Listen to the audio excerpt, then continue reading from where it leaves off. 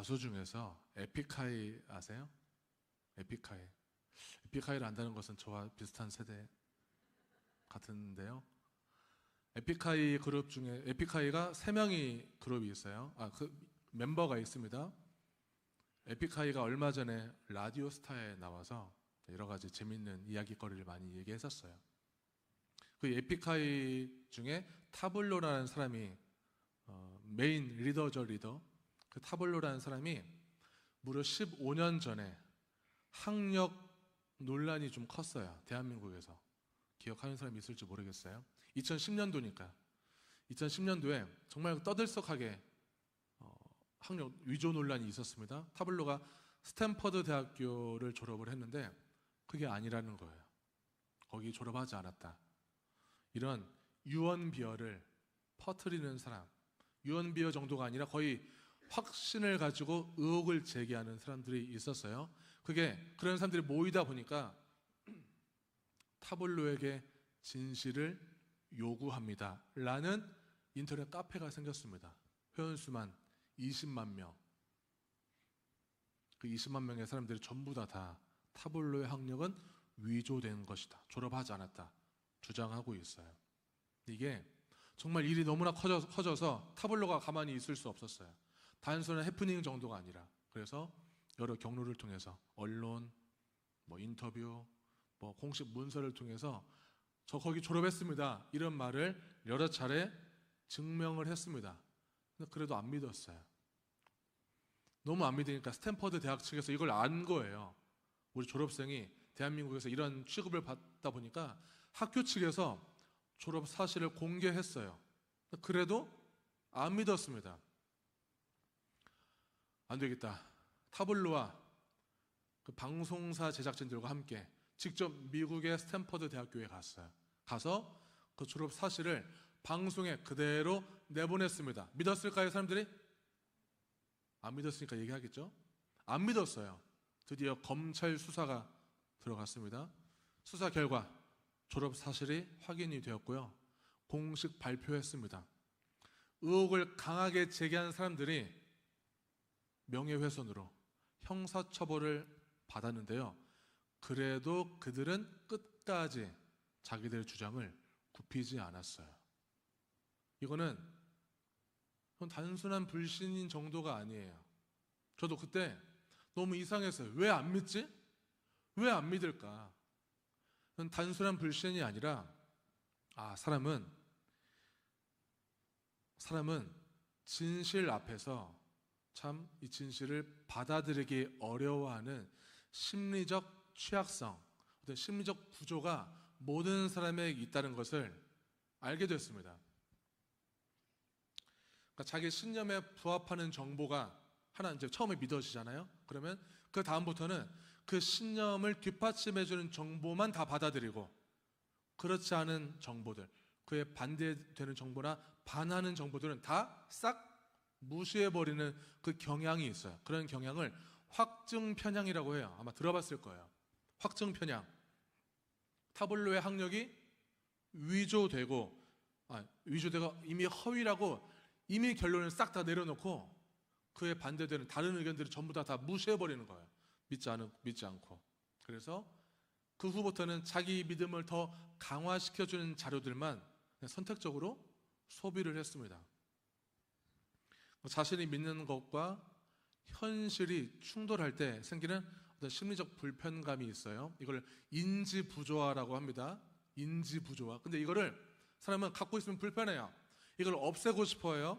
그러다 보니까 사실보다는 그냥 계속 내가 갖고 있었던 내 신념을 고수하려고 해요. 학력을 위조하는 걸 믿었어요, 처음에. 근데 자꾸만 객관적인 증거가 막 나와요.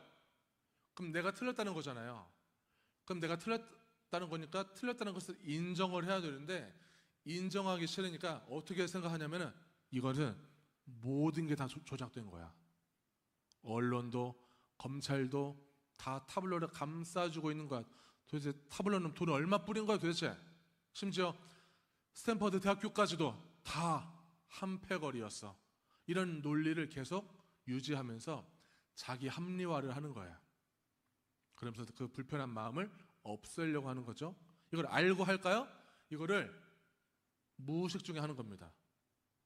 자기 합리화 이런 걸 무의식적으로 하는 거예요. 그리고 이런 비슷한 생각을 가진 사람들이 점점 모이다 보니까요, 개개인의 입장보다 훨씬 더 극단적인 입장과 주장을 펼치고 있어요. 이것도 이제 경향성인데, 사람들이 모이면 더 극단적으로 주장을 하는 걸 집단 극화라고 해요. 다 심리학 용어입니다. 타진족끼리는 자기들끼리는 다 의견을 공유하고 서로 지지해요. 네 말에 맞아, 네 말에 맞아, 우리만 진실이야, 이런 지지하는 거죠. 그러면서 학력 위조 주장은 더욱 진짜같이 여겨지게 됐고요. 이걸 가지고 선동되는 사람들이 점점 많아졌어요.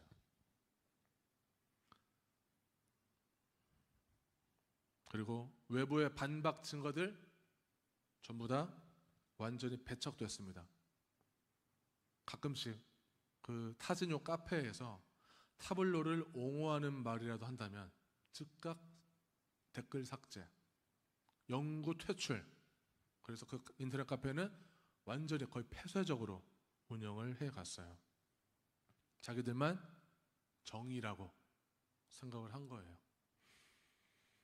이렇게 오랫동안 시간과 감정과 노력을 투자한 결과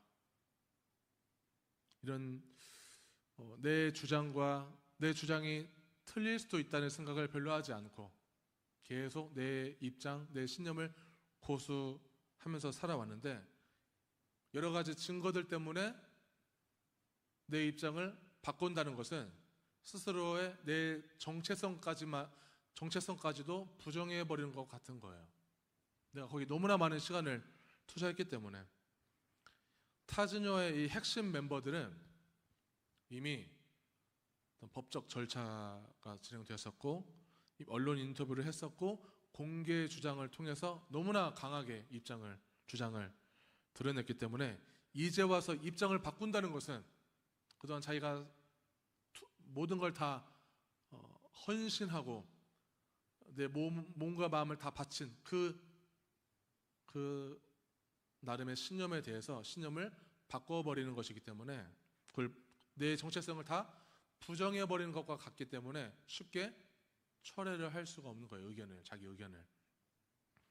성경에도 이 유사한 얘기가 나와요. 정말 비슷한 얘기예요.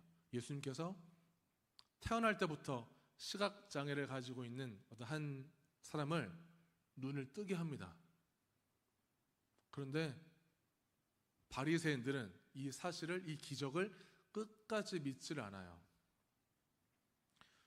오히려 눈뜬 기적이 일어났는데 그 기적을 인정하지 않고 논란만 생겼어요. 논란. 유대인들이 이제 의심을 합니다. 유대인들이 그 눈뜬 사람을 보면서 우리가 알던 그 거지 아냐? 그 길가에서 맨날 저기 앉아서 부걸하던 그 거지 아냐? 여기에만 관심이 있고요. 뭐 놀라거나 뭐 축하하는 거 그런 거 없어요. 그게 눈을 떴는데 그 사람인가만 좀 궁금한 거예요. 그 사람 맞습니다. 아니요, 좀 비슷한 사람일 거예요. 의견이 좀 갈려졌어요. 그래서 물어봅니다. 당신 어떻게 눈을 떴습니까? 그럼 그 눈뜬 사람은 당연히 자기가 체험했기 때문에 자세하게 얘기를 하겠죠.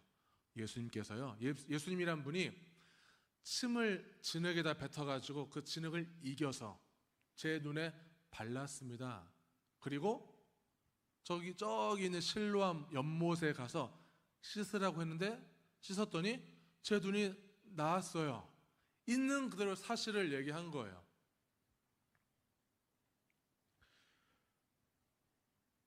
분명히 소경은 들었겠죠? 눈 감은 상태에서, 눈이 안 보이는 상태에서 침 탁 뱉는 소리가 들렸을 거예요. 뭔가 좀 예수님은 되게 독특한 방식을 쓴 거죠. 침을 뱉어서 하니까. 그거는 좀 상상이 안 되잖아요. 왜 굳이 그렇게까지 할까? 분명히 소경이니까 귀가 발달했을 거예요. 퇴 소리 들었고 막 진흙을 이기는 어떤 소리가 들리고 눈에 그 발음을 당했어요. 어쩌면 시험 들 일이죠. 내가 지금 장애를 오랫동안 앓고 있는데 이걸 가지고 장난치는 것 같잖아요. 그런데 그 소경은 그런데도 실로암 못에 가서 씻으라고 해서 정말 씻은 거예요. 가서 이 소경이 예수님을 신뢰하게 된 아주 짧은 그 순간이 있었습니다. 요한복음 9장 2절과 3절 우리 같이 한번 읽어보겠습니다. 제자들이 물어 이르되 랍비여 이 사람이 맹인으로 난 것이 누구의 죄로 인함이니이까 자기니이까 그의 부모니이까 예수께서 대답하시되 이 사람이나 그 부모의 죄로 인한 것이 아니라 그에게서 하나님이 하시는 일을 나타내고자 하심이라. 아멘. 이 2절과 3절은 소경이 눈 뜨기 전 상황이에요. 제자들이 길을 가다가 그 소경을 보고 예수님, 저 시각장애인의 장애는 저 사람 개인의 죄 때문이에요? 그 부모의 죄 때문이에요? 그러니까 지금 제자들이 그 소경의 죄에 지금 집중하고 있는 거예요. 당시의 사회적 인식은 장애나 질병을 갖고 있습니다. 장애나 질병은 그 사람의 죄 때문에, 죄가 원인이고 그 부모나 조상의 죄로 인한 하나님의 징벌이라고 이해했어요. 그러니까 장애나 질병을 가지고 있는 사람들은 그냥 가지고 있는 것만으로도 부끄러운 존재가 되는 거예요. 누구에게 말도 못하고 저주받은 존재가 되는 거죠. 그런 인식을 갖고 있었습니다.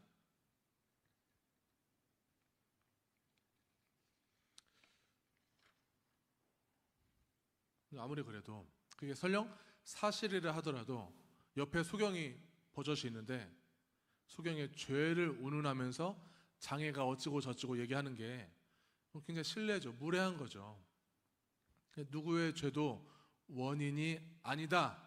예수님께서 말씀을 하셨어요. 그러면서 하신 말씀, 하나님이 하시는 일을 그를 통해서 하시는 것이다. 소경이 이 말을 듣고 희망이 생겼어요. 한 줄기 빛으로 다가왔어요. 내 장애가, 내 질병이 저주가 아니라 하나님이 쓰시려고 하는 무언가가 될 수 있는 거구나. 그게 빛이었어요. 소경에게는. 그 잠깐의 그 말 한마디를 통해서 예수에 대한 신뢰가 생겨서 연못에 가서 씻어 그 말에도 가서 씻은 거예요. 세상에는 원인을 알 수 없는 질병과 장애가 너무나 많아요. 현대의학으로 다 밝혀졌나요? 아니요. 아직도 밝혀지지 않은 게 훨씬 더 많아요. 여러분 아주 사소한 아픔, 사소한 통증마저도 왜 아픈지 병원에 가서 진단 받아봤는데 아무 이상이 없대요. 이런 얘기 정말 많아요. 우리는 다 알지 못해요. 그러면은 열심히 찾아보겠죠. 인터넷 검색도 해보고 찾아봐서 나을 수만 있다면 열심히 돈을 써서라도 병원에 가서라도 해결해 보려고 할 거예요. 그런데도 안 고쳐진다면 어떻게 살죠? 그냥 받아들이는 거예요. 그거밖에 없어요. 안 받아들이면 늘 억울하고 완전 비참한 인생이 되는 거예요. 받아들일 수밖에. 제가 중3 때 갑자기 학교에서 맨 뒷자리에 앉아 있었는데 눈을 떠보니까 양호실이었어요. 갑자기 다시 교실에 와서 들어보니까 친구들이 얘기해 준 게 아니라 아무도 얘기 안 해줬어요. 그때 어찌어찌 알게 되다 보니까 제가 학교에서 간질 발작을 일어난 거예요. 학교에서 교실에서. 근데 그 후에도 여러 차례 간질 발작이 일어났어요. 지금 병명이 이제 바뀌었습니다. 뇌전증이라고 바뀌었어요. 발작하는 병. 여러분 그 욕 중에서 지랄하네 이런 욕 있잖아요. 그 지랄이 간질 발작을 뜻해요. 그래서 그 욕을 저는 잘 쓸까요, 안 쓸까요? 제가 경험자이기 때문에 그런 욕을 잘 안 쓰려고 합니다. 이런 일들이 여러 차례 있었어요. 굉장히 스트레스가 컸죠. 친구들이 다 봤을 텐데 이런 수치심도 들었고 힘들기도 했어요. 근데 감사하게도 약을 복용하면 그 정상 생활이 가능한 거예요. 다행히 어떤 간질 환자는 뇌전증 환자는 약을 먹어도 계속 발작을 해요. 이건 근데 아주 그 중증 환자예요. 복지카드 1급에 해당하는 환자입니다. 감사하게도 정상생활이 가능했지만 저 역시 원인을 몰라요. 원인을 모르지만 그래도 생활을 했습니다. 대신 저는 과로를 하면 안 돼요. 밤새고 막 뭘 하면 그건 좀 위험한 거예요. 그건 저한테는. 매일 지금도 약을 먹고 있습니다. 어느 날 저희 아버지께서, 여러분 혹시 옛날에 아버지 학교 들어본 적이 있어요? 아버지 학교? 두란노에서 하는 아버지 학교에서 이제 거기서 시킨 것 같아요. 자식들에게 다 편지를 써라. 근데 아버지께서 저에게, 저 그때 고등학생 때였어요. 편지를 썼는데 이렇게 썼어요. 하나님께서 사도 바울에게 가시를 주신 것은 그 가시를 통해서 하나님의 영광을 나타내려고 한 것처럼 너의 질병도 그럴 거라 믿는다. 이런 말씀을 하셨는데 아버지에게 편지 받는 것도 처음이었고 그런 따뜻한 말도 처음 들어봤어요. 그 말이 저에게는 한 줄기 빛과 같은 희망의 말이었어요. 아, 내 질병이 그렇게 부정적인 것은 아닐 수 있구나. 그 말 한마디가. 그러니까 희망이 생기니까 침을 뱉든 눈에 바르든 가서 씻을 수 있었던 거예요. 그럼 유대인들이 또 궁금하죠. 그럼 너를 눈뜨게 한 그 예수는 어디 있어? 그 소경이 연못으로 씻으러 간 사이에 예수님은 자리를 떠나신 거예요. 그러니까 소경은 눈을 떴지만 예수를 본 적은 없어요. 못 봤어요. 근데 이때 예수를 보진 못했지만 내 장애는 고쳐진 게 사실이고 그분은 나에게 아주 진실한 분이라는 것을 믿게 되었습니다. 나를 고치셨기 때문에. 근데 이때 바리새인들의 관심사는요, 소경이 눈 뜨든 말든 그건 중요한 게 아니었어요. 예수가 안식일을 위반한 것만 중요했어요. 그 당시에는 안식일에 그 일하지 말라는 계명이 있습니다. 일하지 말라는 계명을 우리가 좀 잘 생각해야 되는데 문자 그대로 아무것도 뭐 하지 말라 그런 게 아니에요. 제사나 그때는 예배를 제사라고 했으니까 예배와 제사를 방해할 만한 영업, 일 이런 것들을 좀 중지하라는 뜻이지 모든 행위 자체를 치료 행위 자체까지도 금지한 것이 아니었어요. 그러면서 바리새인이 그 소경이었던 사람에게 당신 어떻게 눈을 떴습니까? 물어봐요. 근데 이거는 궁금해서 물어본 것이 아니라 예수가 안식일에 그 치료 행위, 진흙을 바르는 치료 행위를 했다는 말을 확보하기 위해서 물어본 거예요. 의도가 되게 불순해요. 어떻게든 빌미를 잡아서 예수를 공격하기 위해서 물어본 거였어요. 바리새인 입장에서는 눈먼 자가 눈 떴다는 그 사실 정보와 안식일의 병을 고치면 안 된다는 그 율법이 서로 충돌하니까 그 마음의 심리적 불편함, 그 인지 부조화가 생긴다고 했잖아요. 내 마음을 편하게 하기 위해서 어떤 방법을 택하느냐? 예수를 부정하는 쪽을 택해요. 그 기적은 없었던 거야. 예수가 기적을 베푼 게 아니야. 그 기적까지도 다 부정해 버렸어요. 이 사건을 쭉 지켜본 유대인들이 바리새인의 그 태도를 보고 수많은 유대인들도 그 기적을 믿지 않아요. 선동되었어요. 그러면서 소경의 부모를 불러다가 물어봅니다. 당신 아들 맞나요? 어떻게 눈을 뜨게 됐나요? 물어봤더니 그 소경이었던 사람의 그 눈뜬 자의 부모님이 이렇게 대답을 해요. 저의 아들은 맞습니다만 어떻게 떴는지 저희도 잘 몰라요. 자기 아들이잖아요. 어떻게 누가 우리 아들을 눈뜨게 했는지 모를 리가 없어요. 부모는 다 알아요. 아는데 그 당시에 예수를 믿는 자들, 예수를 옹호하는 자들은 그 당시 유대 사회에서는 출교하는 방침을 갖고 있었습니다. 그 부모는 혹시 우리에게 불이익을 당할 수도 있다는 그 두려움 때문에 진실을 말하지 않은 거예요. 무서우니까.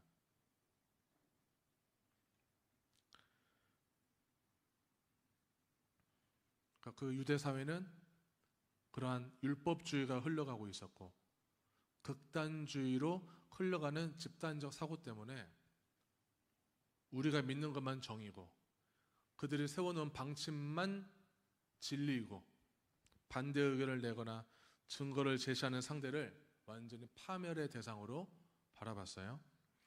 바리새인들은 누구보다 하나님을 많이 안다고 자부하는 사람들이에요. 존경받는 사람들이에요. 그런데 예수가 하나님의 아들임을 인정하지 않습니다. 여러분, 예수가 하나님인가요? 예수님이 하나님이세요? 하나님이 예수님이고 예수님이 하나님이세요.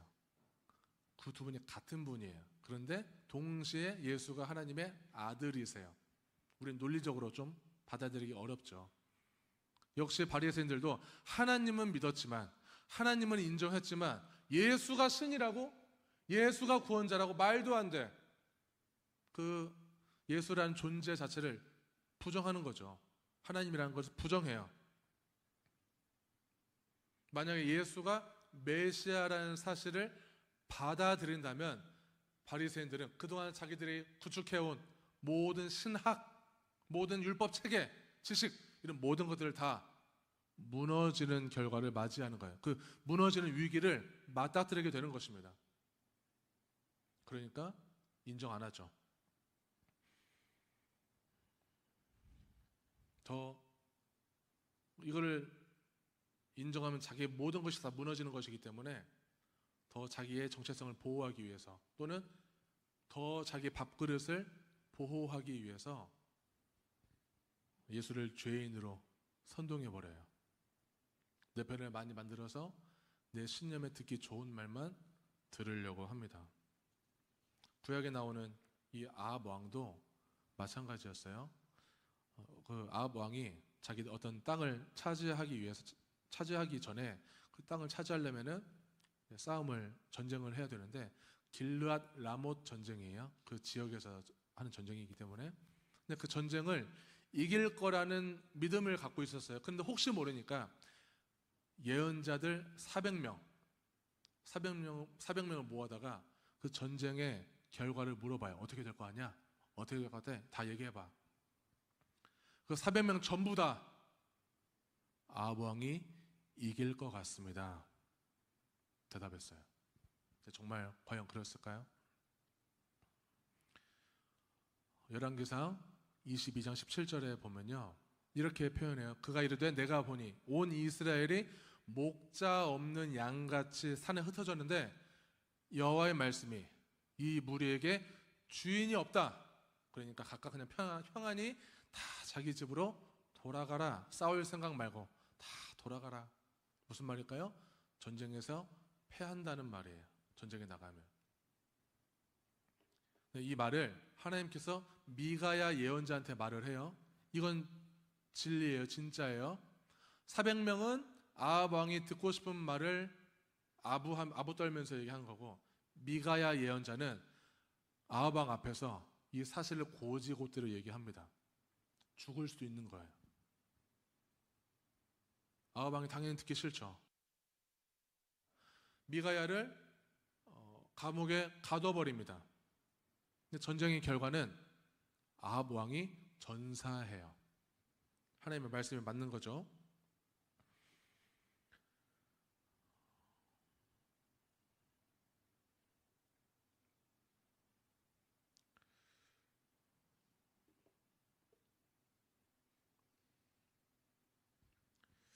자, 왕이 어떤 말을 듣고 싶어 해요.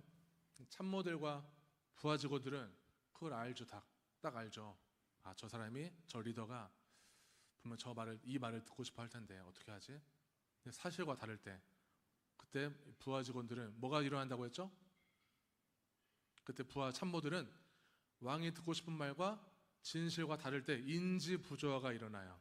왜냐하면 내가 진실을 얘기했을 때 내가 잘릴 수도 있기 때문에 불편한 거예요. 그러니까 좋은 말만 계속 해주는데, 그렇게 하다 보면은 나라가 망가질 수가 있어요. 쓴소리를 하지 않으면, 참모들이 진실을 얘기하지 않으면 그렇습니다.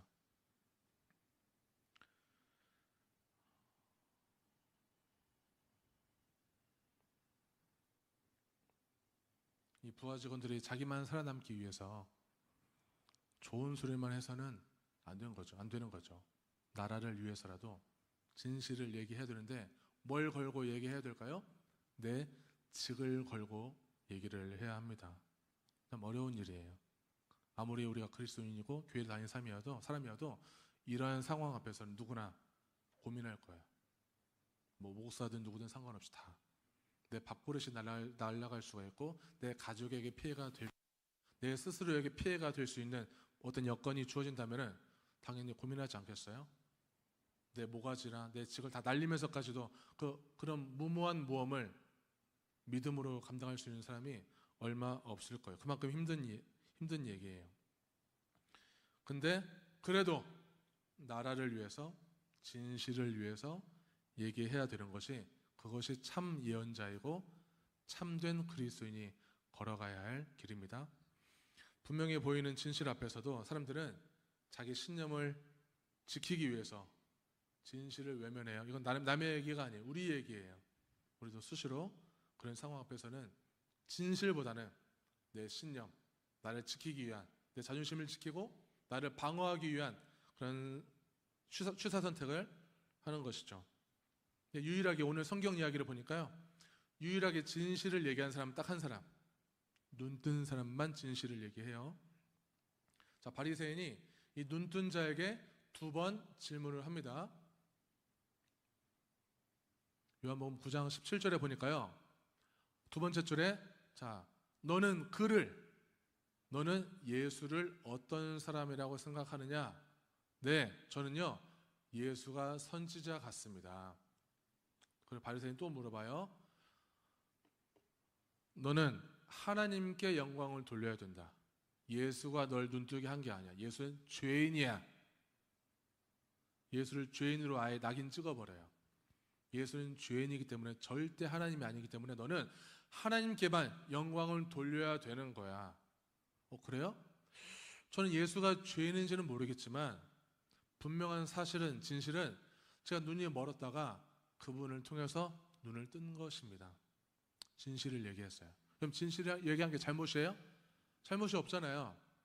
그 말을 듣고 있는 소경의 눈뜬 자의 부모님은 지금 마음이 벌렁벌렁해요. 지금 굳이 이 사회적 지위를 높은 지위를 가지고 있는 기득권 세력들과 말싸움에서 좋을 게 없어요.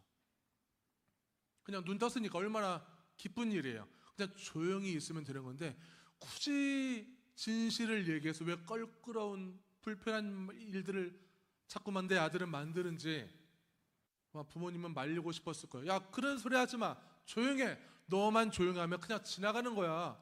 왜 뭐하러 진실을 얘기해? 그거 뭐 알아줄 것 같아? 그런 불편함을 맞닥뜨리고 싶지 않은 부모의 두려움이 있는 것이죠. 근데 정말 결국 이 눈뜬 사람은 진실을 얘기한 것 때문에 바리새인으로부터 쫓겨나요. 이단 사이비 하면 여러분 생각나는 단체가 하나 있죠? 그 이단 사이비에 빠지는 것, 맹신하는 것도 좀 비슷한 현상이라고 생각합니다. 이단의 교리를 믿게 한 후에 다른 교리, 다른 단체, 다른 집단 모든 것들은 다 가짜라고 세뇌를 시키죠. 혹시 우리 집단의 교리를 의심하거나 우리 집단의 내부를 고발한다면은 그에 걸맞는 처벌이 있을 거라고 위협하고 통제해요. 그런 방식으로 통제합니다. 그리고 단체를 더더욱 폐쇄적으로 만들어요. 분명히 오랫동안 그 집단에 몸담았고 신천지에 몸담았고 어떤 하나님의 교회에 몸담았고 거의 여기가 옳다고 생각하고 여기서 가르치는 모든 강의들 듣고 여기에서 말하는 하나님이 다 맞고 여기서 말하는 그 교주가 신이라고 믿고 오랜 시간 살아왔는데 그거를 그 내 신념을 바꾸기에는 지금 와서 바꾸기에는 너무나 큰 리스크가 있는 거죠. 마치 내 모든 것이 부정당하는 것 같은 그런 두려움이 생기는 거예요. 그래서 쉽사리 종교 사기 단체에서 잘 나오지 못해요. 혹시 거기서 그 사람들이 나한테 해코지하거나 공격하면 어떡하지? 별의별 생각이 드는 거죠. 그러니까 정치에서도 마찬가지예요. 정치 진영에서도 내가 좋아하는 지지 정당, 내가 좋아하는 정치인, 내가 바라보고 지지하는 어떤 사회 현상에 대해서 우리끼리는 저 현상에 대해서, 저 정치인에 대해서 우리끼리는 똑같은 얘기를 해야 되고 똑같은 의견을 공유해야 되고 더 극단적인 주장을 하고 다른 생각을 하는 집단을 그저 적으로 간주해 버리는 거예요. 우리만 뭐니까? 우리만 뭐예요? 우리만 정의해요. 우리만 진실해요. 우리 주장에 뒷받침해주는 정보만 다 수용해요. 나머지 정보들은 전부 다 무시해 버려요. 우리가 주장하는 그 정보가 가짜인 줄도 모르고 열심히 선동질하고 그 정보를 계속 카톡으로 퍼다 나릅니다. 내가 지지하는 무언가가 진리이고 사실이라고 믿었는데 그 틀렸다고 하면은 기분 좋아요, 안 좋아요? 당연히 기분 나쁘죠. 틀렸다고 했을 때 그걸 누가 인정하고 싶겠어요? 인정하기 싫죠. 그걸 인정하는 순간 뭐가 되는 거예요? 나는 굉장히 어리석은 사람이 되는 거고 멍청하게 믿어온 바보 같은 사람, 속은 사람이 되는 거예요. 그걸 증명하는 것과 똑같아요. 내가 그걸 인정한다는 것은 내가 틀렸다는 그 자존심 허락해주지 않죠. 내 스스로. 그러니까 계속 사실을 외면하고 내가 익숙하게 믿어온 신념 거기에 계속 따라가려고 합니다. 저희 어머니는요, 저희 어머니를 잠깐 얘기한다면은 저희 어머니는 좀 두려움이 많은 분이에요. 두려움이 많은 분은 뭘 많이 하죠? 걱정이 많아서 뭘 많이 하죠? 잔소리가 많은 분이에요. 걱정이 많고 두려움이 많고 불안이 많은 분들. 저희 어머니께서 여러분 혹시 이단 단체 중에서 할렐루야 기도원이라고 들어보셨어요? 저는 할렐루야 기도원 원장과도 대면하고 대화도 여러 번 해봤어요. 그 사람이 어떤 존재인지 저는 꽤 많이 알고 있습니다. 그 단체에 대해서 많이 알게 됐어요. 저희 어머니 덕분에. 저희 어머니께서 90년대 아주 까마득한 옛날이죠. 90년대에 할렐루야 기도원에 간 적이 있었는데 거기는 막 병든 사람들이 많이 모이는 곳이에요. 옛날에 거기 막 기적적으로 병이 고쳐지고 무슨 안전뱅이가 막 일어서고 이런 기적들이 일어났던 곳이에요. 근데 어머니께서 어느 날 거기 갔었는데 그 기도원 원장이 저희 어머니의 가슴을 만져보더니 뭐가 있네? 이 한마디 뭐가 있네 이 한마디 때문에 어머니의 마음속에 두려움이 들어갔어요. 어떤 두려움일까요? 나는 지금 유방암에 걸렸구나. 사실 정보를 확인했나요 지금?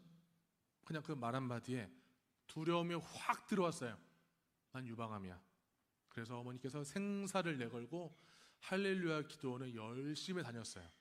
거기서 주는 생수를 열심히 운반하고 또 성령 수술을 받아가면서 성령 수술 테이프도 있어요. 비디오 테이프. 지금은 버렸지만 어머니가 그때 그 성령 수술의 주인공으로 수술 받아서 손에서 뭐 나왔어요. 나중에 그 피드스첩인가 거기서 다 가짜라는 걸 드러나긴 했지만 어머니는 나는 그 기도원에서 그 기도원 원장이 날 살려주셨어. 하나님이 날 살려주셨어. 이렇게 믿고 살아왔어요. 신앙생활을. 근데 정말 암인지 아닌지 궁금하면 어디 가야 돼요? 어디 가야 돼요? 병원에 가서 검진을 받아야 되는데 병원에 안 가셨습니다. 왜 그럴까요? 병원에 가서 진짜 암 선고를 받을까 봐 두려운 거예요. 그 진실이 너무너무 두려워서 10년 넘게 병원에 가지 않았어요. 그 암 검진을 위해서 가본 적이 없습니다. 어머니께서는 저한테 가족들한테 이렇게 얘기하죠. 병원에 가는 것은 믿음이 없는 행위야. 난 믿음으로 해볼 거야. 하나님이 다 치료해 주실 거야. 이건 핑계고 이거 합리화예요. 정말 안 간 이유는 두려움 때문이죠. 그로부터 한 10년이 이제 지났습니다. 아마 10년 더 넘게 지나간 것 같아요.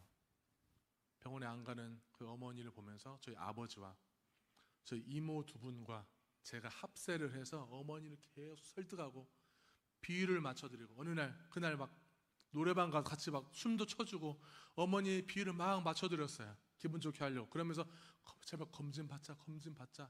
드디어 검진을 받았어요. 드디어 그날 검진을 받았는데 초기 유방암이 나왔어요. 10년 전에 검진을 받았다면 유방암이 아닐 수도 있는 거예요. 뭐 길 수도 있지만. 근데 그날 초기 유방암이 나왔어요. 근데 그러면 이제 의사는 뭐라고 할까요? 수술 받으셔야 됩니다. 근데 어머니는 그때부터 이제 엄청난 저항이 일어났습니다. 나 수술 안 받아. 또 아버지와 이모 두 분과 저는 계속 설득해서 겨우겨우 정말 눈물을 머금고 어머니께서 수술을 결정하셨어요. 그리고 수술 잘 무사히 마쳤고 항암 치료 다 견디셨습니다. 지금은 건강하게 잘 지내고 계세요. 이처럼 이 진실을 마주하는 것은 정말 두려운 일이에요. 이런 어떤 거창한 얘기만이 아니라 내가 내 스스로를 바라보는 시선, 이런 메타인지라고 들어보셨죠? 내가 나를 객관적으로 바라보는 시선이 요즘 되게 중요하잖아요. 나를 객관적으로 바라보지 않고 내가 믿고 싶은 대로 내 자존심과 내 유익을 지키는 쪽으로 내 마음대로 해석해서 갖고 있으려고 하는 내 신념, 이것은 건강하진 않아요. 그게 내 정신 건강에는 잠깐 이로울 수 있을지 모르겠지만 진실을 자꾸만 외면하는 거기 때문에 건강한 생활이라고는 볼 수 없을 것 같아요. 아까 저희 타진요 얘기를 했었는데 타진요 카페가 지금도 있을까요? 없을까요? 제가 아까 말했던 타진요 카페는 타진요 1, 그건 사라졌어요. 어느 날 누군가가 타진요 2를 만들었어요. 회원수가 3만 명. 그리고 지금도 활동하고 있어요. 인간은 정말 진실을 대면하고 싶지 않은, 진실에 대해서 좀 두려워하는 존재인 것 같아요. 그런데 이 진실을 마주하는 길만이 변화의 시작입니다. 세상 사람들은 자기들만의 방침을 가지고 아까 그 눈뜬 사람을 진실을 얘기했다는 이유만으로 내쳐버렸지만 예수님께서는 그 내쳐진 눈뜬 사람에게 다시 찾아오세요. 그의 용기 있는 말과 행동을 다 기억하고 계세요. 찾아오셔서 만나주세요. 그리고 안아주시죠. 하나님은 힘들게 진실을 위해서 싸우고 말하고 용기 있게 행동하는 사람들의 모든 이런 용기의 모든 것들을 다 기억하고 계십니다. 우리가 그거 믿고 진실을 행해야 되지 않겠어요? 자꾸만 두려움이 많으면 우리는 자꾸만 내 신념대로만 갈 수밖에 없습니다.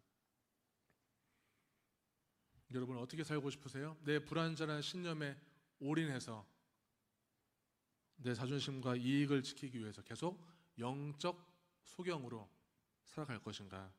내 마음속에 수시로 충돌되는 내 신념과 아니면 진실 사이에서 계속 두렵고 불안하지만 그 두려움을 무릅쓰고 세상의 빛이 되시고 내 불안과 두려움까지도 다 정결하게 씻겨주시는 그 능력의 하나님을 바라보고 살 것인가?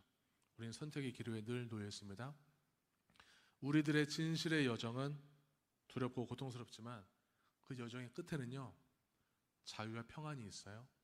하나님께서 그 자유와 평안을 우리에게 주시기 위해서 당신이 먼저 스스로 십자가의 길을 걸어가셨어요. 뭘 위해서? 진실을 위해서, 진리를 위해서 먼저 걸어가셨어요. 우리는 그 길을 따라가면 되는 것입니다. 아까 찬양 가사에도 비슷한 가사가 나와 있었어요. 먼저 앞서가신 하나님의 그 길, 그 진실을 만들어가는 그 길, 매우 좁은 길, 고통스러운 길, 욕먹는 길, 그 길을 용기 내어서 하나님을 위해서 그 능력의 하나님께 모든 걸 다 맡기고 진실을 위해 싸워 나가는 여러분들 다 되기를 축복합니다.